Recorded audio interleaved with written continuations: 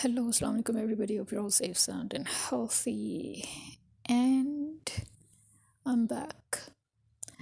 I do not claim, first of all, disclaimer, I do not claim to be an authority on the subjects that I'm about to talk about, but as a Muslim, when it is our duty to do as much research as possible, and it being our duty to have an open mind and to read, observe, analyze, study, which is something that God has commanded us to do again and again, and for us to try to verify facts if we've heard something. Again, a responsibility of being a Muslim. The fact that in Islam there is no concept of priest or monks, because it is a duty upon every Muslim to try and understand the teachings of Islam and to try and understand the teachings of God. First and foremost, using the two authentic sources, the Quran and the Hadith, and then moving on to other research materials, right? So, keeping all of that in mind, I think as Muslims, we all have the right to discuss about things that pertain to our everyday lives, or things that intrigue us, or things that have found themselves into as part of our analysis or information with regards to all the previous historical accounts that have been mentioned in the Quran and the Hadith. One of them being this whole new excitement over the Book of Enoch.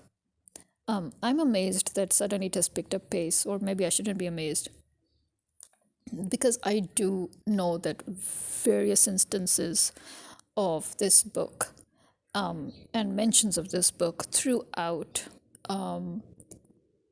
Christian literature and even in movies. As you know, many of us have read books that have been turned into movies in which the Book of Enoch has been touched upon. We have seen Christian oriented shows, dramas, again, read books that are church based, in which again the Book of Enoch, one way or the other, gets mentioned.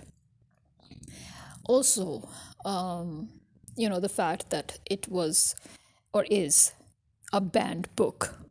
It was banned by the canon, and it was banned by the Jews as well. The Jew scholars, you can say. So, but the fact that this book is still referenced to and used, still as part of their teachings and seminars in Ethiopian churches and Jewish temples or synagogues is something that must be noted, especially considering the fact that it was found amongst the Dead Sea Scrolls, right? The whole point of the Dead Sea Scrolls being important here because they were discovered, as we know, in 1947, and it was discovered in some remote Judean cave called Qumran. And originally when they were found by these two shepherd brothers, who had thrown a stone into the cave and heard something break, and then they went and they found these huge jars made of clay or mud, in which these texts, these parchments, they were preserved, right? So the point is, in the beginning, as I said, when the Dead Scrolls were found, and the Book of Enoch, which is known as the Book of Enoch 1, or the Book 1 of Enoch, was found, the excitement was because when they saw many of the texts, the statements, they were identical to what was found in the Bible, you can say, or in the Torah, right? In fact, even those who had knowledge of the Quran could see huge similarities.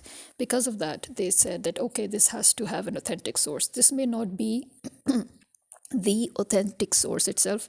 It might be a later compilation, but the things mentioned show that there is authenticity. Now, we do know that there is a hadith in which the Prophet has mentioned that there are 104 books and scriptures that have been revealed in the world, right? Keeping that in mind, we are aware of the fact that not all were books, but some were, literally just excerpts, you can say, for the want of a better word, right?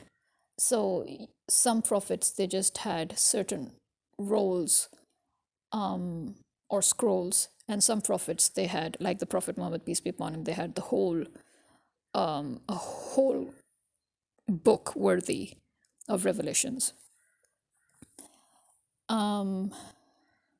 So keeping again all of that in mind, the excitement was valid and it was understood. But then, there was a scandal that broke out in the Museum of Bible, where there was this controversy, you can say, instead of scandal, let's say controversy. In October 2018, the Museum of the Bible revealed that 5 of its 16 Dead Sea Scrolls fragments are counterfeit. In March 2020, the independent art fraud investigators hired by the museum revealed that all 16 fragments are counterfeit, made from ancient leather and modern inks. Now, this is a bit weird because in the beginning, when they studied these scrolls, they had somehow reached to the conclusion that the parchment used, that the leather used, you can say, the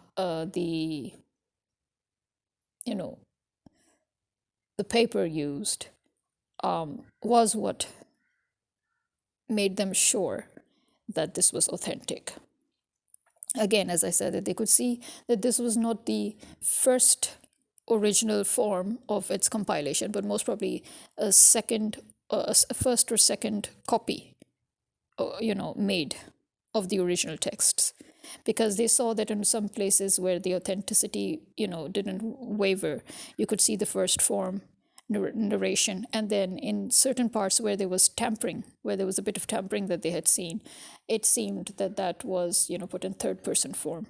But they said that the tampering was also very old, which meant that it wasn't what you would refer to as the kind of tampering that has been done with Bible or the Torah, as we know, which has been constantly changed to fit modern concepts or to suit the needs of the priests and the people.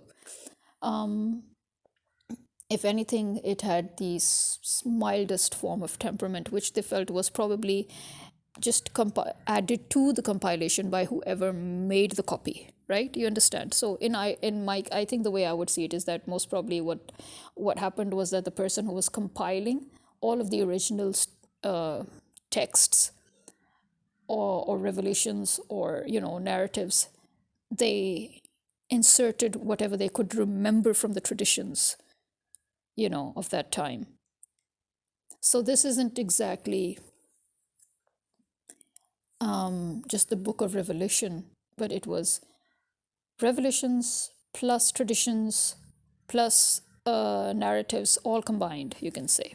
Obviously, that would mean that these scrolls are not part of exactly one book, right? I mean, there are 16 scrolls, and each of them have a different, not each of them, but you could say a group of them, share one common theme, and the other group would share another common theme. So it means that these are separate books, so to speak, okay? The fact that somebody brought them all the way there to preserve them, to prevent them from falling under the Roman destruction, makes a valid point as to why the need to preserve these particular scrolls. I think it is because this was the need to preserve some of whatever was left of the original revelations or texts, okay? So yes, it is amazing how in the beginning they had all unanimously agreed that yes, there is a huge amount of authenticity that can be found, and that they were identical narrations, identical to the Bible, identical to Torah, some even to the Quran. And then later on, suddenly they decided to remove it from, remember they incorporated it, and then the canon decided to remove it, and not just remove it, but ban it because of the controversy. Okay, and then suddenly the Museum of Bible, who, despite the fact that many people bought all these different scrolls. Somehow or the other, they all ended up at the museum.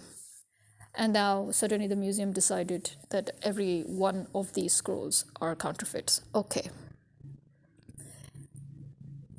Two questions arise. Why the sudden announcement of it being counterfeit when just before that, numerous, various, analysts and researchers had accepted the authenticity, right? Number two, the fact that they did accept that yes, a lot of the problems will arise or have arisen or can arise from translations, because if you understand, some of these are ancient scriptures, some of these are in an extinct language that only one or two people would know. I mean, the best, even if you translate, the Bible or the Quran, there will always be words that you can never find, right? There are always words that get lost in translation. As in, you have to then write down a footnote of explanation to denote why you've used that particular word to translate, because you couldn't find a better word, but what exactly it is trying to base, what you're basing your translated word on, and how it can be the closest word to translation that you can find, right? Because every language has its own expression, its own vocabulary that cannot always be exactly transliterated into other languages. So I would say if the controversy actually arose, then as per the statements of the first batch of researchers and analysts, yes, it probably arose because of translation. For example, the concept of fallen angels, which, okay, by the way, the Christians and the Jews, they banned the Book of Enoch. They removed it from their, from their teachings and everything. But then why the constant strain about fallen angels? Especially because that is a very, very good example of wrong translation. Especially modern translation. If you check it out with the older translations, it is so obvious that it is a very wrong translation, because there is no concept of fallen angels. But the Christians seem to constantly denote to Satan as a fallen angel, and they denote to the fact that angels can fall, when it is very clear, very, very clear in the Quran that angels follow the command of Allah, and they don't have the that freedom that the humans and the shaitan have. They don't have that freedom to go against any commandment. You see it in Quran in chapter 66 verse 6. O you who have believed, protect yourselves and your families from a fire whose fuel is people and stones, over which are appointed angels, harsh and severe. They do not disobey Allah in what He commands them, but do what they are commanded. Okay? They don't have the free will to disobey God. And again, in chapter 18, verse 50, and mention when we said to the angels, prostrate to Adam, and they prostrated, except for Iblis. He was of the jinn and departed from the command of his Lord. Then will you take him and his descendants as allies other than me, while they're enemies to you? Wretched it is for the wrongdoers as an exchange. So God is reminding you that we as in God said to the angels, prostrate to Adam, and they did, because remember, it's not in there, they're not hardwired to disobey God. They're hardwired to only obey God, right? And Iblis, he said, except for Iblis. Now, Iblis is Satan, right? And he mentions it very clearly. God mentions it very clearly. He was of the jinn. Now, remember that God has already given us a whole background story of how he exalted Iblis's status, that despite the fact that he was a jinn, but, because of all his devotion towards God, God rewarded him by making him chief of the angels, despite the fact that he wasn't an angel, but he was given that status. That was his reward. You understand? But he is essentially jinn. He's made of fire. Angels are made of light. Keep that in mind. We, mankind, we're made of earth, soil, clay. Okay? So, he being jinn, he went against God. Because he had the arrogance, he had the pride. He's like, I'm better than him. Why are you telling me to bow down in front of him? Why? And, even though, remember, the angels also asked God that, why are you even making mankind? I mean, they're going to be nothing but a whole lot of nuisance, a whole lot of problems, a whole lot of trouble on earth. They're going to create corruption and crisis. And God said, you do not know what I know. And the angels are like, yeah, that's true, we do not. So yeah, okay, we bow down to him. You see, but Iblis started arguing. He's like, no, I don't see in any way how this thing can be better than me, right? So it was his arrogance, his pride, also his extra sensitivity, one could say, in a humane point of view. How he must have felt that God is suddenly giving so much more importance to this thing made of clay as compared to Iblis. And in the Quran, in chapter 7, verse 12, Allah said, what prevented you from prostrating when I commanded you? And Satan said, I am better than him. You created me from fire, and you created him from clay. So you see, this is so clear already. There is no concept of fallen angels here. Remember, there are only two angels who I would consider fallen angels, as in literally, like they literally have fallen and they are hanging, underground, under the earth, in a well somewhere, as a punishment, waiting for the day of judgment. And that Harut and Marut. I almost said Habil and Kabil. Harut and Marut, remember. And they are the two angels that were sent down by God, and God warned them that no matter how much these humans tempt you, you must not deviate from your path. Your path is to go and instruct to these people to stay away from all of this, to stay away from magic, to stay away from all these,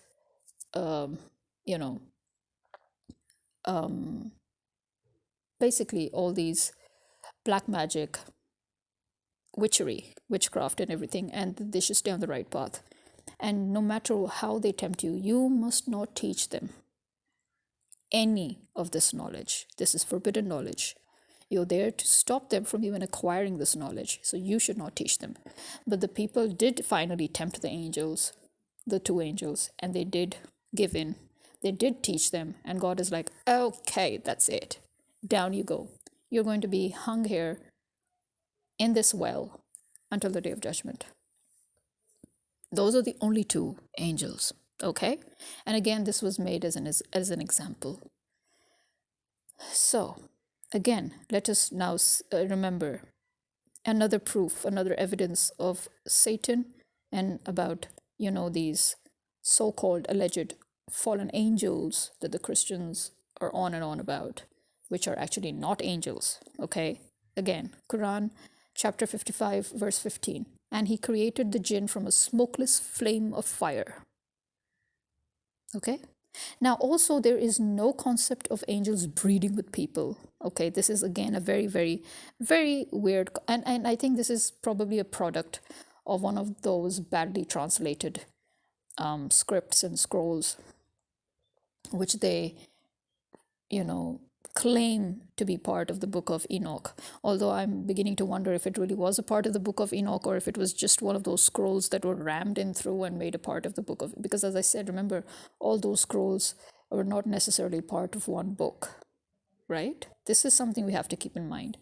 So yeah, I mean, on one side you've banned the book because you have noticed that many of the references may not be authentic or may not be true, which again may be attributed to bad translation or an atheist's form of translation. But again, then why are you sticking to the two most controversial concepts?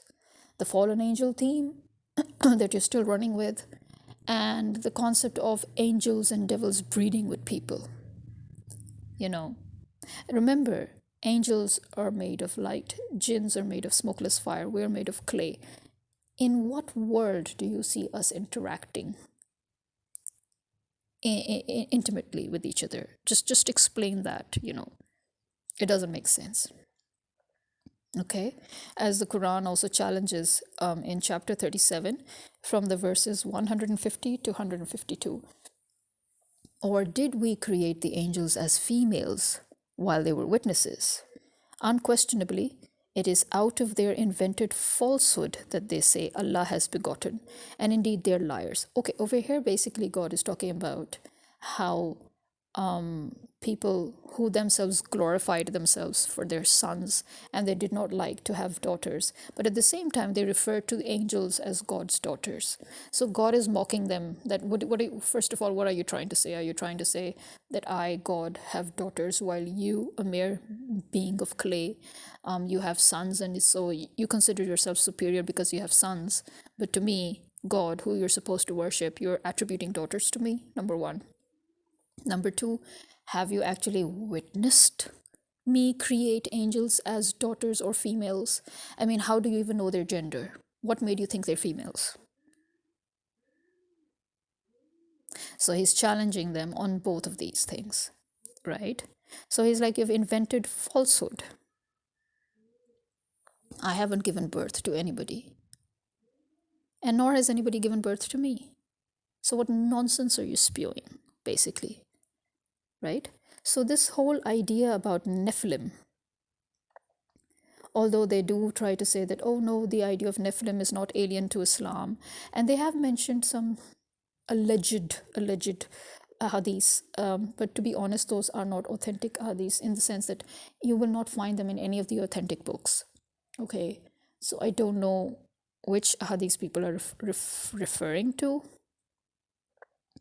because as I said, Nephilim, it has there's no concept of it in Islam.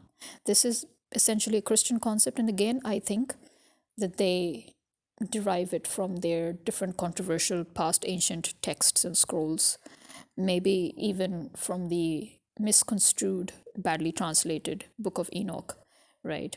Which, as I said before, then they are right to declare it a controversy and remove it.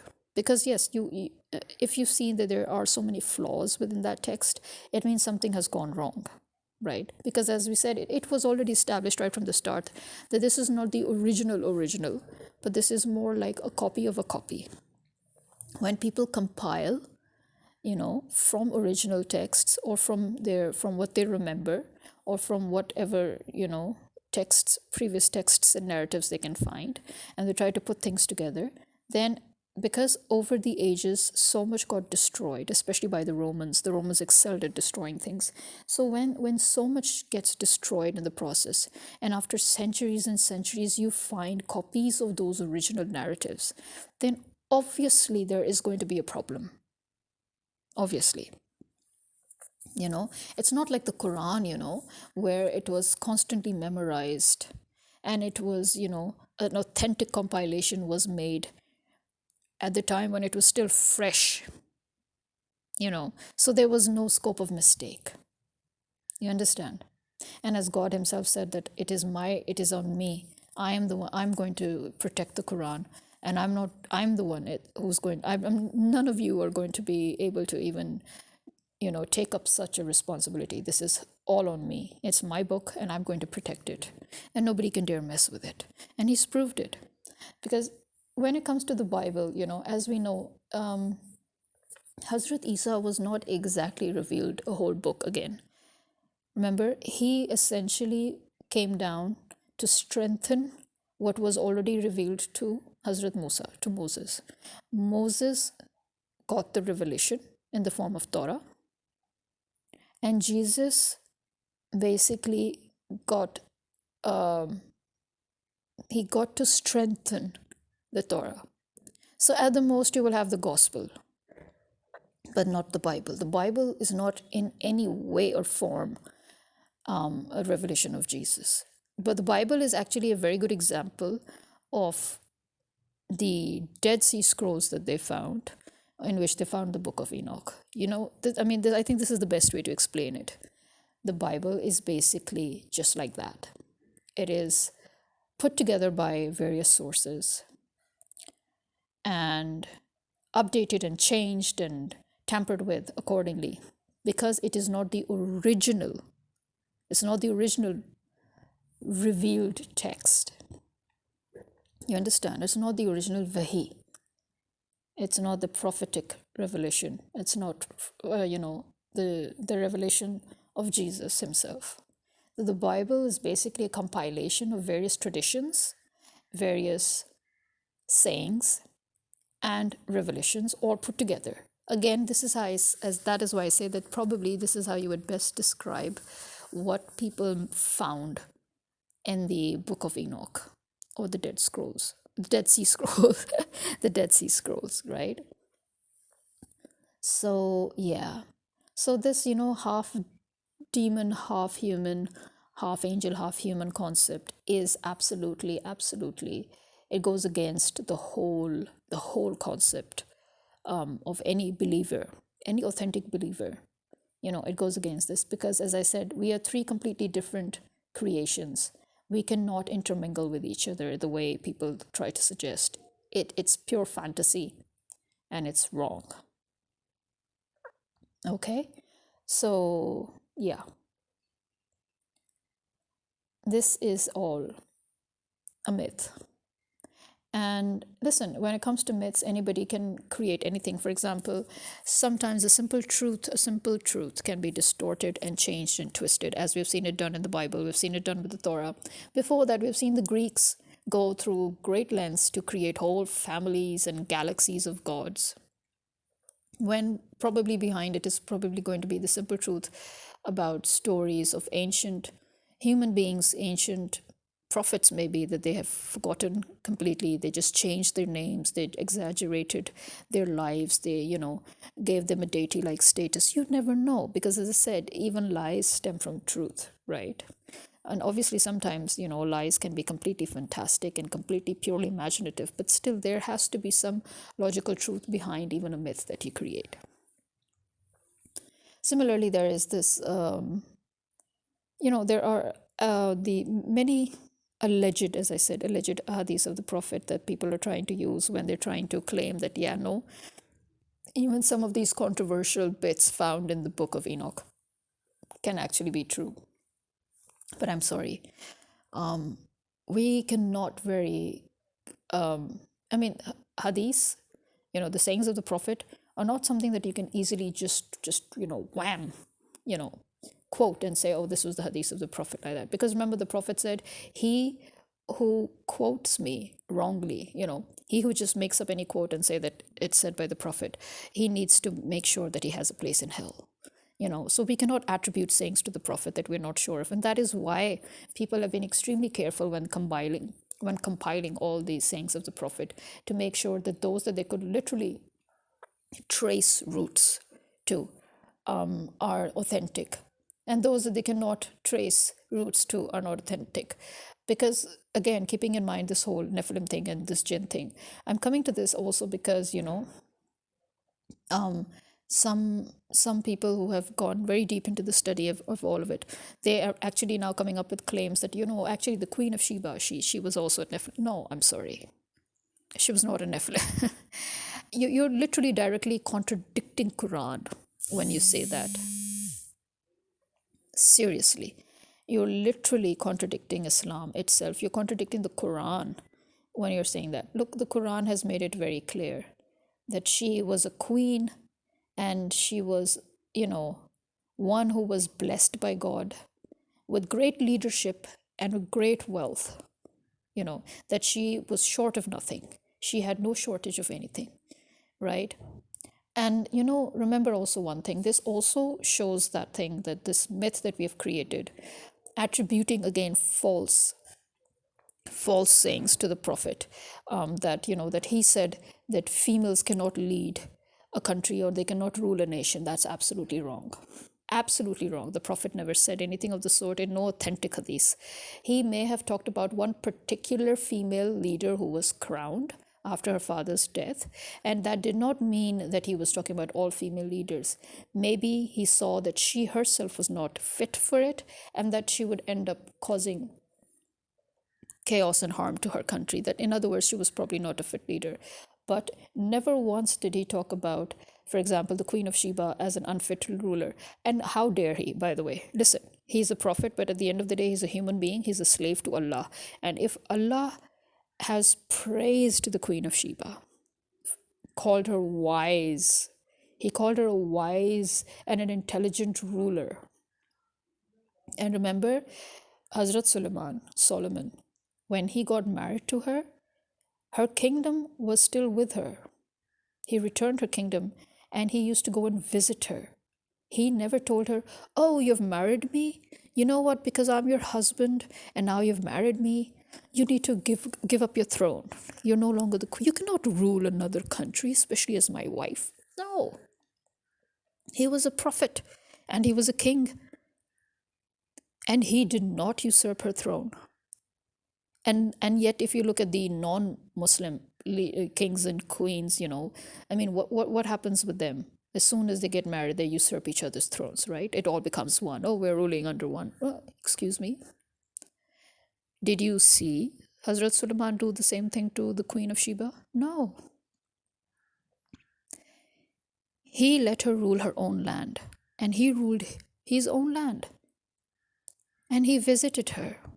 He didn't say, "Oh, because we're husband and wife, you must live with me. We must live together." What does that tell you? Remember, Islam is one religion going on through all the 124 prophets. Okay? Islam is one religion. The people who came, as in the people who accepted or came into faith and believed, they may have called their religions with different names. But that does not make them different religions. It is all essentially one. And God has constantly maintained that from Adam all the way to Hazrat Muhammad, peace be upon him, all of them maintained one religion. They called people towards one religion. Whatever the people chose to call the religion after that when they came to believe, that's on them. That's not God. Okay, that's not the prophets. The prophets called people towards Islam. They never said, "We call you towards Judaism, we call you towards Christianity." No. The Jews called it Judaism, the Christians called it Christianity. They call themselves Jews and Christians. That's on them. Okay, it's not on the prophets. It's not on Hazrat Musa. It's not on Hazrat Isa. It's not on Hazrat Dawood. It's not on Hazrat Suleiman. Okay. Remember, even Hazrat Dawood, even he got revelations, right? Even he got revelations. So he's one of those prophets that had revelations. So it means he had texts, right? Now, again, understand. You have Hazrat Dawud, who was a king, and then you had his son, Hazrat Sulaiman, who was also a king. Nobody would have been closest to Islam at that point than them, right? I will again repeat. Hazrat Sulaiman did not defy the Queen of Sheba. He did not say that she was a female and so she was not allowed to rule. He returned her kingdom to her when they got married. She ruled her kingdom, he ruled his. If that doesn't tell you what God considers acceptable, I don't know what does. If God is praising the Queen of Sheba in the Quran, how dare anybody call her unfit? And the Prophet would never dare do that. He is the Prophet of God. How can he say something that directly contradicts what God is saying in the Quran? Are you crazy? That in itself just shows how insane you are, that you're literally trying to say that the Prophet is negating the word of God by saying this. So you need to be very, very careful when you quote the Prophet and you say that, "Oh, he said females cannot rule." He never said that. Again, if he said that, remember, Hazrat Aisha was the closest to the Prophet after Hazrat Khadija. Right?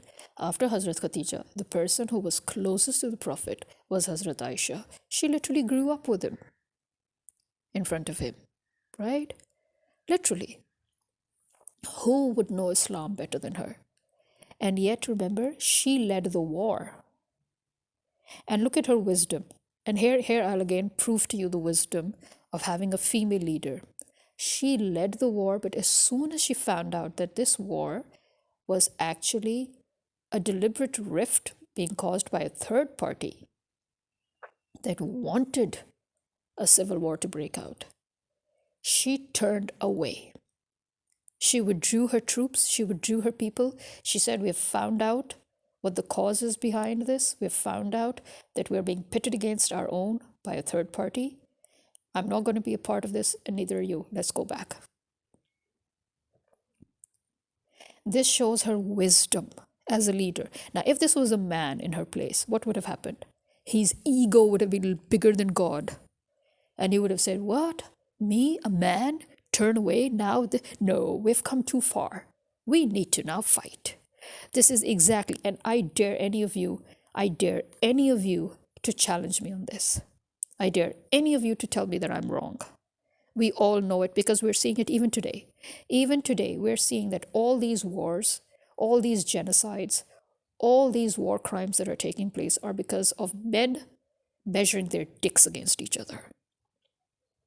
It's because of men with their ego, their narcissism, their God complex, lack of humility. Because essentially men, I guess, have this weird sort of inferiority complex that boosts that is actually what forces their ego. You have to feel a bit of inferior. Yeah, you have to feel a bit of that inferiority complex in order to have such a big ego.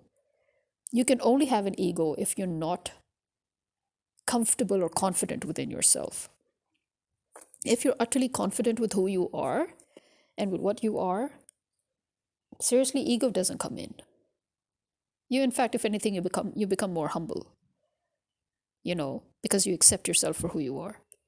Egos are mainly in men because men are always trying to one-up each other. Why are they always trying to one-up each other? Just go for your psychology 101.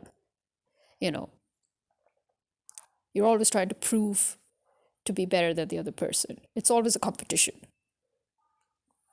The wisdom of having female leaders is what you've seen in Germany. And see, as soon as she stepped down, look at what Germany is doing. As soon as their female leader steps down, just look at the chaos Germany is in. Just look at it. Just look at what they're doing. Look at it, how far they've gone in their pro-Israeli stance, which she never allowed them to make that mistake. Look at all the countries right now that are extremely at peace, that are actually working. These are neutral countries that have nothing whatsoever to do with the geopolitics of the world. They've kept themselves completely neutral. They're working on their own system. They're working on their own people. And that's why they are actually at this point where they can give their people anything and everything. And they have peace. They have contentment. They have low crime rates. They have no joblessness. And you will see that they have young people and they have females in their leadership. That's the common theme you see running. Whereas in all the other countries where there's this constant dick measuring, and there's this constant ego, there's this constant wars, there's these constant geopolitical aspects running in, they're all men, and older men at that, by the way. That is the worst part. They're men, and then they're older men. I mean, there's nothing worse than having an old egomaniac man in power. Look at Trump. Look at Pakistan, look at the stupid person we've got above us. Look at Modi in India, look anywhere around you. Look at Britain. How many times have they had to topple their prime ministers in the past few months, simply because they just can't seem to find the right person who can, steer them clear of all this rubbish. What's going on? You've got confused people, allegedly confused people ruling you, but they're not confused. These are people who are feeding into their egos, and to hell with everybody else. So yeah, if anything, past instances have proved. And by the way, if you go way back into the Islamic Empire times, you will find female leaders, by the way. You will find very powerful, very dangerous female leaders. And this is the, peak of the Islamic golden period. Now, tell me one thing. At the golden period of the Muslim Empire, you're having female leaders. You're having female entrepreneurs. You're having females opening up universities. You're having females opening up educational institutions and mosques. You know, you're having females who have jobs. Tell me again why. Why? I mean, if in Islam it is frowned upon, why is it that at the golden period of Islam, you're seeing women everywhere?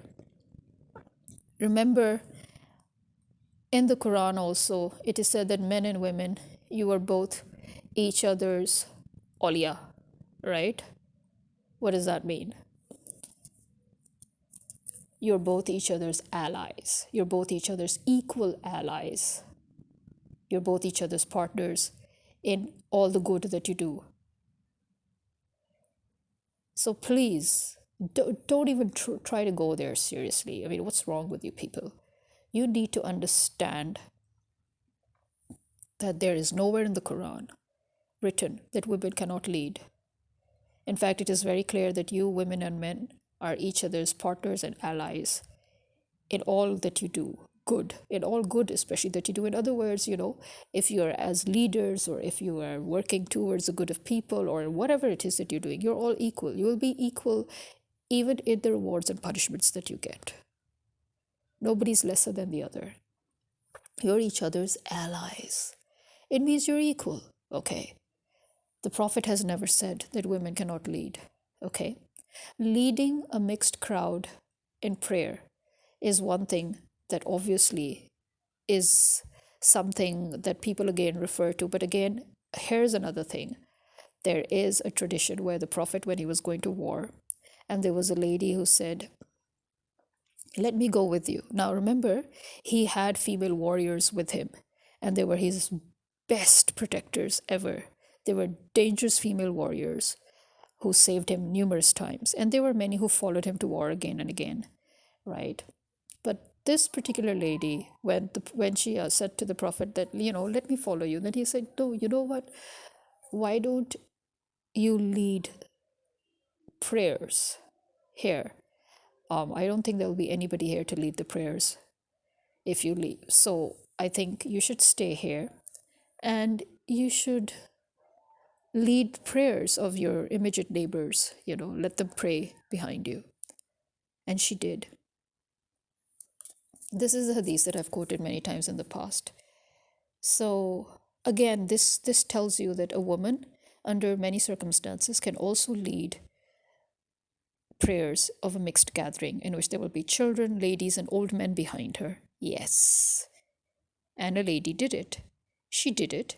And her neighbors and the people of her home, they gathered and they prayed behind her. That means, regardless of gender, a woman can lead prayers too. And now let me just clear my throat better. And also, this has gone too long. So we'll move on to part 2, which is going to be very, very shorter compared to this. I didn't expect this to be very long either. I'm sorry. So let's just end this here and we'll continue in part 2. Okay? This is me signing out. Khuda Hafiz.